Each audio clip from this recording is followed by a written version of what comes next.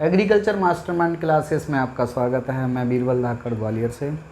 आज हम लोग ब्लूप्रिंट पढ़ने के बाद आज कौन सी क्लास ले रहे हैं? फसल उत्पादन यानी क्रॉप प्रोडक्शन 12th एग्रीकल्चर का, जिसमें हम पहली यूनिट पढ़ेंगे जल निकास। पहली यूनिट कौन सी है? जल निकास। मेरी वीडियो को आप क्रम वाइज देखते रहें, है ना। क्या देखते हैं? क्रम वाइज, उल्टी सीधी ना देखें, क्रम वाइज देखे रहें। और उसमें मैं प्रश्नों को नोट्स के अनुसार क्रम वाइज ही हल करा रहा हूँ। तो सबसे पहला प्रश्न हमारे सामने है, जल निकास किसे कहते हैं? तो हम लोग जल निकास को जानेंगे। उसके बाद इसके उद्देश्य लिखना होगा कि उद्देश्य क्या है, जल निकास करना क्यों आवश्यक है। तो सबसे पहले हम देखें कि जल निकास होता क्या है। जल निकास, लोग तो कहते हैं सिंचाई करो, ये कह रहे हैं कि जल निकास करो। तो फिर सिंचाई करें या जल निकास करें, तो दोनों में क्या फ़र्क है वो जान लेते हैं। सो आंसर आ जाएगा अपने आप कि जब बरसात होती है और फसल खड़ी हो, क्या जब बरसात होती है और फसल खड़ी हो, या हमें खेत तो खाली है लेकिन फसल बोना है तो और पानी भरा है खेत में, तो कैसे क्या करेंगे। तो यहाँ जल निकास करना चाहते हैं। तो जल निकास वह प्रक्रिया है जिसमें अतिरिक्त जल को बाहर निकालना होता है। ऐसे भी कह सकते हैं कि जो फसल खड़ी हुई है, जैसे खड़ी फसल में पानी भरा है और उसमें से पानी निकालना है, तो उसके लिए क्या परिभाषा लिखेंगे अपन लोग कि किसी खेत में भरे हुए पानी जो फसल के लिए उपयोगी नहीं है, उस पानी को खेत से बाहर निकालना क्या कहेगा? जल निकास कहलाएगा। ठीक है। तो 2-3 परिभाषा के रूप में बनाए थे। तो क्या परिभाषा बनाएं कि खेत से अतिरिक्त पानी को बाहर निकालना जल निकास कहलाता है। तो अतिरिक्त काय से अतिरिक्त, यानी जो फसल नहीं ले रही है, उसे फसल के उपयोग में नहीं आ रहा, वो पानी को अतिरिक्त पानी कहते हैं। तो अपन कह सकते हैं कि फसल की अच्छी वृद्धि के लिए खेत में जो फसल के अनुपयोगी जल है उसे खेत से बाहर निकालना क्या कहलाएगा? जल निकास कहलाएगा। अब प्रश्न आता है जल निकास का उद्देश्य क्या, निकालते क्यों हैं? तो हम उसकी पहले कमियां जान लेते हैं तो उद्देश्य सामने आ जाएगा। मैंने मान लो एक खेत बना दिया, ये है खेत। क्या है? ये खेत लिख दिया मैंने, आपको दिख रहा है खेत। और खेत में ये भरा हुआ है पानी। क्या भरा हुआ है? पानी। तो आप ही लोग बताएं कि खेत है ये और ये मेड़ है, उस पर अपन खड़े हुए हैं यहाँ पर और अपन देख रहे हैं। क्या कर रहे हैं? देख रहे हैं कि क्या हो सकता है। तो आप एक बात बताइए कि जब पानी भर जाए खेत में, तो पानी भरने से मिट्टी ठंडी होगी या गर्म होगी? ठंडी हो जाएगी। इसका मतलब ये होता है कि तापक्रम क्या होगा? तापक्रम कम हो जाएगा। यही आएगी ना बात सामने। क्या हो जाएगा? तापक्रम कम हो जाएगा। एक सामने आ गया क्लियर। दूसरा, जब हम देख रहे हैं कि जब पानी भरा हुआ है तो क्या हवा इसमें जा पाएगी? नहीं जा पाएगी। तो क्या मिट्टी के अंदर जो जड़ें हैं पौधे की, उनमें क्या ऑक्सीजन जा पाएगी? नहीं जा पाएगी। तो हम बोल सकते हैं कि हवा यानी ऑक्सीजन का रुकना, हवा का आवागमन रुक जाएगा। दूसरा, लगातार यदि पानी भरा रहे खेत में और हमें जुताई करके बुवाई करना है, तो क्या हम लोग समय पर बुवाई कर पाएंगे? नहीं। तो समय पर बुवाई नहीं हो पाएगी। क्या नहीं हो समय पर बुवाई नहीं हो पाएगी। इसी प्रकार से यदि कहीं मिट्टी में इसी तरह पानी भरे बार बार, तो उसकी भौतिक दशा क्या हो जाएगी? भौतिक दशा। भौतिक दशा का मतलब होता है कि इसकी जो कंडीशन है, जो मुलायम थी जुताई में, अब कैसी हो गई? वो ठोस हो गई। ठोस में जड़ें कम वृद्धि करेंगी, तो इसकी भौतिक दशा खराब हो जाएगी। मिट्टी के अंदर लगातार पानी भरने से इसमें जो मिट्टी के अंदर क्या थे, सोडियम लवणस जो थे, वो पानी में घुल जाएंगे और ऊपरी सतह पर पपड़ी के रूप में बन जाएंगे, जिससे मिट्टी खराब हो जाएगी। यानी मृदा सतह पर लवण से एकत्रित हो जाएंगे। क्या हो जाएंगे? लवण से, यानी sodium ions, calcium ions, potassium ions आदि इकट्ठे होने लगेंगे। इससे विषैला प्रभाव पड़ेगा किस पर? पौधे पर। तो इस प्रकार से हमारे सामने क्या क्या घटना हो सकती हैं, इनको पानी की न निकलने से व्यवस्था बनाना है और ये बताना है कि इन्हें निकाल दें तो क्या होगा। तो ये उद्देश्य हो जाएंगे। और नहीं निकलेगा तो जल निकास की हानियाँ हो जाएंगी। ठीक है। तो फिर से अपन रिपीट करें कि यदि हम खेत पे खड़े हों, पानी भरा है खेत में, तो क्या समय पे बुवाई हो जाएगी? बोलो ना, नहीं हो पाएगी। दूसरा, खेत में पानी भरा रहा है मिट्टी में, तो मिट्टी कैसी हो जाएगी? ठंडी। ठंडी होगी तो क्या होगा? या अगली बार बीज डालेंगे तो वह सही नहीं उगेगा, जर्मिनेट नहीं हो पाएगा। लगातार समय अब पानी भरा रहेगा तो क्या अंदर हवा जा पाएगी, ऑक्सीजन जा पाएगी, नहीं जा पाएगी। तो क्या होगा, इसके अंदर जो लाभकारी जीवाणु हैं वो क्या होंगे, हानिकारक काम करने लगेंगे। अर्थात ये कह सकते हैं कि लाभकारी जीवाणु जो ऑक्सीजन को स्टोर करते थे वो डिनाइट्रिफिकेशन करने लगेंगे, अर्थात ऑक्सीजन की अनुपस्थिति वो क्या करने लगते हैं, नाइट्रोजन को अमोनिया में चेंज करने लगते हैं और इसमें से बुलबुले हवा के पानी में आने लगते हैं। ये समस्या बन जाती है। इस प्रकार से हमें इसको क्या करना है, बहुत ज़रूरी है कि पानी को निकालना चाहिए। अब मैं इसके उत्तर देता हूँ तो इसी पर से आधारित उत्तर बन जाएंगे। देखो एकदम जादू सा हो जाएगा। अब तो क्या उत्तर बनेगा, किसी किताब में कोई किताब वाले लिखेंगे तो क्या लिखेंगे, कुछ भी नहीं। जरा देखो, भूमि में तापक्रम बनाए रखना, तो जल निकास का क्या उद्देश्य हुआ हमारे सामने कि जल निकालेंगे तो तापक्रम बना रहेगा। तो भूमि में तापक्रम बनाए रखने के उद्देश्य से जल निकास करना पड़ता है। दूसरा आता है भूमि में उचित हवा का आवागमन, क्या आवागमन नहीं होता, जिसकी वजह से नुकसान होता है पौधों के, इसलिए आवागमन को बनाए रखने के लिए जल निकास आवश्यक है। हो गया। तो देखो मैंने हवा की बात कही थी, अपने जो बोर्ड पर सीखा ना वही आंसर आ रहे हैं। देखो, भूमि को दलदल, क्या दलदल होने से बचाया जा सकता है। मैंने लिखा था यहाँ पर भूमि को दलदल, दलदल माने कीचड़ टाइप की होने से रोकने के उद्देश्य से हम इसे जल निकास कर देंगे। यदि पानी भरा रहेगा तो कीचड़ टाइप का बन जाएगा और समय से पानी निकल जाएगा तो दलदल नहीं बनेगा। भूमि की भौतिक दशा सुधारने, क्या भौतिक दशा, तो मैंने लिखी ना भौतिक दशा, अर्थात मिट्टी की जो रचना है वो ठोस हो जाती है और जड़ें उसमें विकसित नहीं हो पाती, पौधे छोटे रह जाते हैं पानी भरे में। अब आता है सही समय पर फसल बोने के लिए, किसकी बात आ रही, समय की। तो मैंने कहा कि समय पर बुवाई नहीं हो पाती, क्या नहीं हो पाती, समय पर बुवाई नहीं हो पाती। ये हमारे आंसर इसी चित्र में से आंसर बन गए। तो क्या उद्देश्य है हमारा, फिर से रिपीट करके देख सकते हैं, मेरे साथ बोलना है, आप लोगों को बोलना है। बोलो, नंबर 1 क्या है आंसर, कि यदि हम समय पर पानी निकालेंगे तो भूमि का तापक्रम बना रहेगा।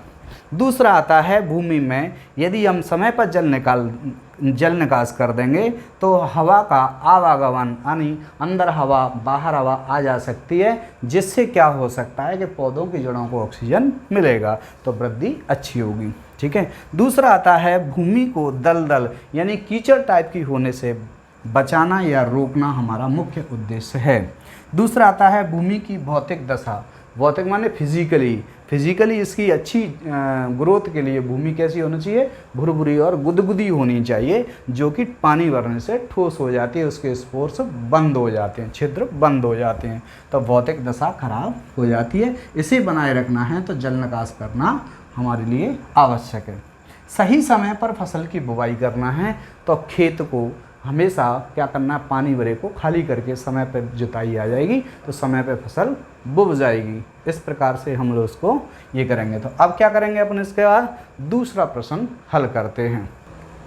तो अब कौन सा प्रश्न आ गया है हमारे सामने, प्रश्न आ गया जल निकास के लाभ। थोड़ा इम्पोर्टेंट प्रश्न भी है ये कि यदि हम समय पर जल निकास कर दें तो क्या लाभ होगा। ठीक है।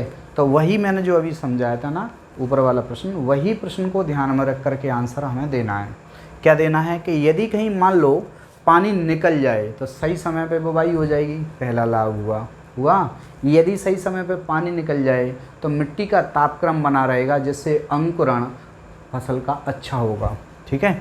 उसी प्रकार से भूमि में वायु, किसकी बात करी थी, यदि पानी भरा रहे तो वायु नहीं जा पाएगी तो क्या होगा, हानिकारक जीवाणु बन जाएंगे। दूसरी बात, लाभकारक जीवाणु ऑक्सीजन न मिलने से नाइट्रोजन का डिनाइट्रिफिकेशन करके हवा में उड़ाने लगेंगे।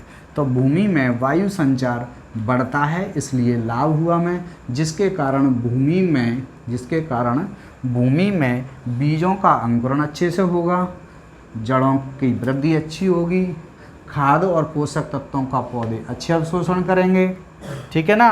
पौधों की जड़ व तने की वृद्धि अच्छी होगी, क्या होगी, अच्छी होगी। तो कुल मिला के यह है कि लाभ ही लाभ नज़र आ रहे हैं यदि पानी निकल जाए तो। कब, जब फ्लो हो, पानी भरा हो उसे निकाल दें तो। अब आता है उचित जल निकास करने पर फसल की सही समय पर बुवाई हो जाएगी। क्या हो जाएगी? यदि खेत हम बरसात के दिन है और हम फसल बोने जाना है, जुताई तो हो गई है लेकिन रात में पानी बरस गया और फुल भर गया और हमने पानी नहीं निकाला तो वो कई दिनों तक भरा रहेगा, तो इस वर्ष अपन लोग फसल नहीं ले पाएंगे खरीफ की, अगले मौसम के लिए चली जाएगी। इसलिए क्या करेंगे, पानी को काट करके निकाल दो और समय पर हमारा खेत सूख जाएगा तो समय पर हम उसमें क्या करेंगे, बुवाई करेंगे। तो समय पर क्या हो जाएगा, सही समय पर क्या हो जाएगी, बुवाई हो जाएगी। अब आता है अगला, भूमि की भौतिक दशा में सुधार होता है तो उपज बढ़ती है। यदि समय पर पानी निकल जाए और उसके बाद हम गुड़ाई कर दें तो मिट्टी की ऊपरी परत टूट जाएगी, तो उसमें हवा आवागमन बढ़ जाएगी, मिट्टी गुदगुदी हो जाएगी और जड़ें वृद्धि करेंगी, तो हमारे फसल में उत्पादन भी बढ़ेगा। ठीक है। अब आता है उचित जल निकास से रोगों व कीटों से बचा जा सकता है।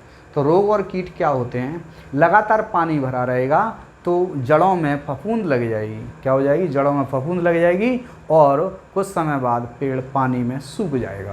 क्या हो जाएगा, सूख जाएगा। और कई कीट ऐसे होते हैं जैसे कि अंडे पानी में दे देते हैं या तनों पे दे देते हैं और लेकिन पानी की जगह पे ही रहते हैं तो वो कीट क्या करेंगे, फिर फसल का रस चूसेंगे या पत्तियों को काटेंगे तो फसल को हानि होगी। तो हम लोग रोग और कीट दोनों से बचा जा सकता है। उस प्रकार से हमारे सामने ये प्रश्न हुए। इसके अतिरिक्त पॉइंट नोट्स में और मिलेंगे लेकिन मैं और क्वेश्चंस आपको बता देता हूँ। यदि सही समय पर यदि अपन जल निकास करेंगे तो जड़ें भी क्या होगा, गहरी जाएंगी, है ना। और सही समय पर यदि कहीं क्या हो जाए, जल निकास हो जाए तो भूमि दलदल होने से बच जाएगी। और क्या होगा, सही समय पर यदि हम जल निकास कर देंगे तो मृदा कटाव को भी रोका जा सकता है। ठीक है। सबसे बड़ी बात एक और आती है, मान लो ये खेत है, ये लो खेत है ना, और इसमें पानी भरा है और हमने क्या दे दिया, नाइट्रोजन, तो कहाँ चली जाएगी, पानी के साथ नीचे चली जाएगी। कहाँ चली जाएगी, नीचे, जो कि जड़ क्षेत्र से बाहर है। इस क्रिया को क्या बोलेंगे, निछालन। क्या बोलेंगे, निछालन। क्या बोलेंगे, निछालन बोलेंगे।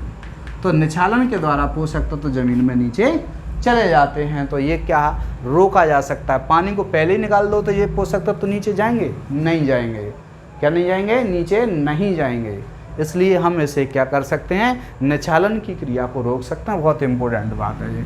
तो क्या करेंगे, सही समय पर जल निकास करके हम लोग क्या कर सकते हैं, जल निकास से पोषक तत्वों को मिट्टी में नीचे जाने से रोक सकते हैं। जड़ रह गई यहीं तक और पोषक तत्व चले गए नीचे, तो कहाँ चले गए, चट्टान में, तो लॉस हुआ। तो लॉस को रोकने के लिए हमें जल निकास करना आवश्यक है। इस प्रकार से मैंने आपको करीबन यहाँ 4 और 4 करीबन 8 पॉइंट्स बता दिए।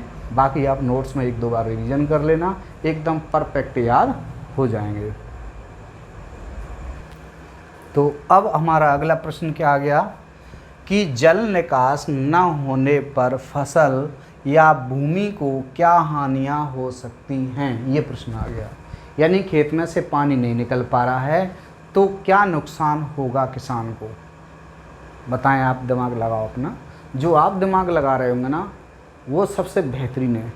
और आप एक बार विचार करो ना, वही विचार को आप एक बार नोट्स या बोर्ड पर देखो, एकदम फिट बैठेगा। अर्थात रटना मना है, रटने की ज़रूरत नहीं है कि नहीं साहब प्रश्न क्या है, पॉइंट क्या है, रटो उनको, रटना मना है।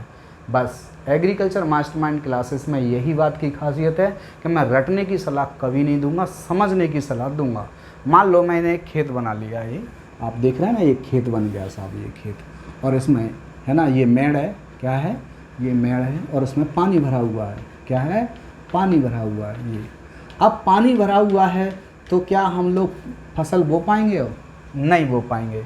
लगातार पानी भरने से जड़ें सड़ने लगती हैं। मान लो ये पौधा खड़ा हुआ है और इसकी ये जड़ें हैं, क्या हैं, ये जड़ें हैं और इसकी ये पत्तियां हैं। ओके, क्या हैं, ये पत्तियां हैं। तो क्या होगा इसके बाद, इससे इसकी जड़ों में फफूंद लग जाएगी। क्या लग जाएगी, फफूंद लग जाएगी और क्या हो जाएगा, सड़ जाएगा। इसमें हवा नहीं जा पाएगी तो क्या वायुमंडल की नाइट्रोजन इसमें पौधे एकत्रित कर पाएंगे, नहीं। तो वायुमंडल में नाइट्रीकरण का जो स्थिरीकरण होता है वायुमंडल की नाइट्रोजन का, वो नहीं होगा। तो तो पौधे कैसे पड़ जाएंगे, पीले पड़ जाएंगे। तो ये नुकसान होगा, हमें क्या होगा, नुकसान होगा। आप अपने खेतों में, किसान हैं अपन लोग, खेतों में देख सकते हैं, ठीक है। अब देखें तो इससे क्या क्या नुकसान हो सकता है। पौधों की जड़ें सड़ने लगती हैं, क्या होने लगती है, जड़ें सड़ने लगती हैं, किससे, फफूंद से। दूसरा, पौधा उसके बाद सूख कर मर जाएगा। दूसरा पॉइंट आता है सही समय पर जुताई और बुवाई नहीं हो पाई। मान लो खेत में पानी बरसात का ज़्यादा भर गया है और आप घर सोते रहिए, ठीक है, बुवाने के लिए अपन लोग खेत में बीज लेके पहुंच गए और देखा कि खेत में तो फुल पानी भरा हुआ है, क्या बुवाई हो जाएगी, नहीं होएगी। तो क्या करना चाहिए, पानी बरस गया है तुरंत जाएं देखें, ज़्यादा पानी भरा है उसे तुरंत कटआउट नालियों द्वारा क्या कर देना चाहिए, जल निकास कर देना चाहिए। अब आता है मृदा दल दल हो जाती है, अर्थात ज़्यादा कीचड़ मिट जाएगी उसमें। जैसे अपन देखते हैं ना कोई ताल तलई होती है उसमें कीचड़ मल जाती है, तो क्या कीचड़ में पौधे उग पाएंगे, नहीं, सड़ जाएंगे। तो दल दल हो जाती है। अगला है भूमि का तापक्रम क्या हो जाता है, कम हो जाता है।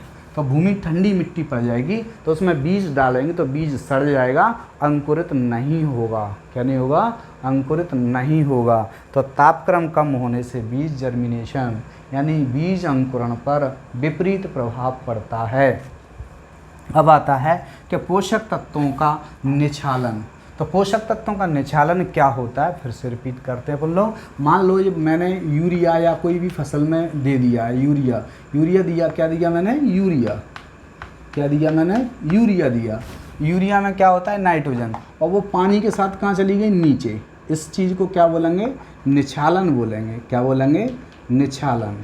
अर्थात पोषक तत्व मिट्टी में कहाँ चले जाएं, जड़ क्षेत्र से नीचे आ जाएं। कहाँ जाएं, जड़ क्षेत्र से नीचे आ जाएं। तो इस क्रिया को निक्षालन कहा जाता है। तो निक्षालन ज़्यादा हो, जब पानी ज़्यादा भरेगा तो पोषक तत्व कहाँ ले जाएंगे, पोषक तत्वों को पानी कहाँ ले जाएगा, कहाँ ले जाएगा, बताओ, नीचे चट्टान में।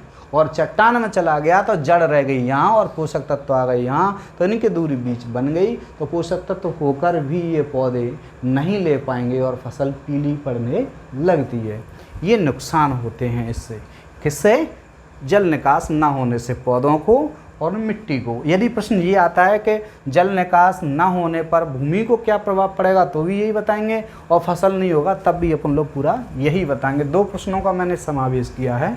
तो जल निकास या जल निकास ना होने की स्थिति में एक शब्द और कह सकते हैं, क्या कह सकते हैं, अधिक नमी होने पर। क्या कह सकते हैं, अधिक नमी होने पर। क्या होने पर, अधिक नमी, यानी ज़्यादा गीला होने पर क्या नुकसान होगा, तो यही नुकसान बताने हैं। हो गया क्लियर। अधिक नमी भी हो सकता है, जल निकास ना हो, अच्छा जल निकास ना हो, उचित जल निकास ना होने से फसलों पर क्या प्रभाव पड़ेगा, तब यही उत्तर देना है आपको। ओके, तो क्लियर हुआ ना ये, थैंक यू।